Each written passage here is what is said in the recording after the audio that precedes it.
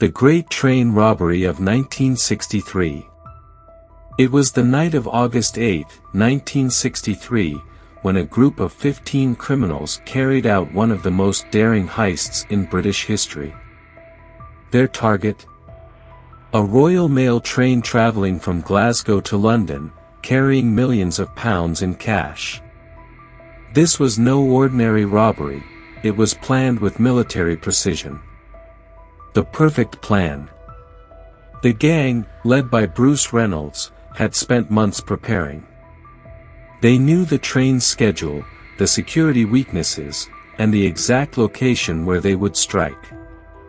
They chose a remote railway bridge near Ledburn, England, as the perfect place to stop the train and steal the money without being disturbed. On the night of the robbery, the gang tampered with the railway signals, forcing the train to stop.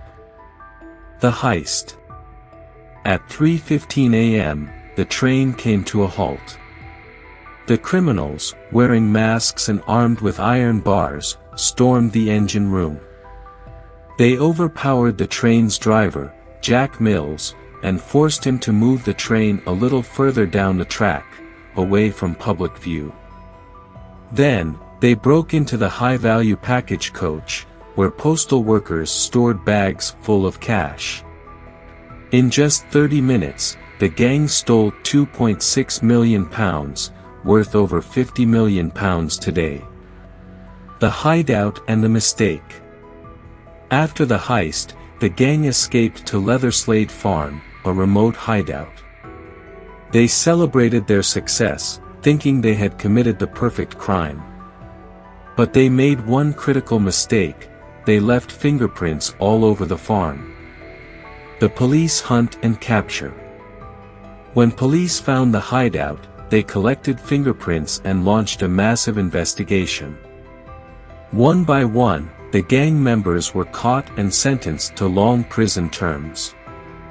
Bruce Reynolds evaded capture for 5 years, but was eventually arrested in 1968. One of the most famous criminals from the robbery, Ronnie Biggs, escaped from prison in 1965 and lived as a fugitive in Brazil for 36 years before finally returning to the UK in 2001. A crime that became legendary. The Great Train Robbery became one of the most famous crimes in history. Books, documentaries, and movies were made about it. Some even saw the robbers as folk heroes for pulling off such a daring heist without using guns. But in the end, the lesson was clear: no crime goes unpunished. The end. Thanks for watching. For more story, please subscribe our channel. If you want to share your story by email given in the description.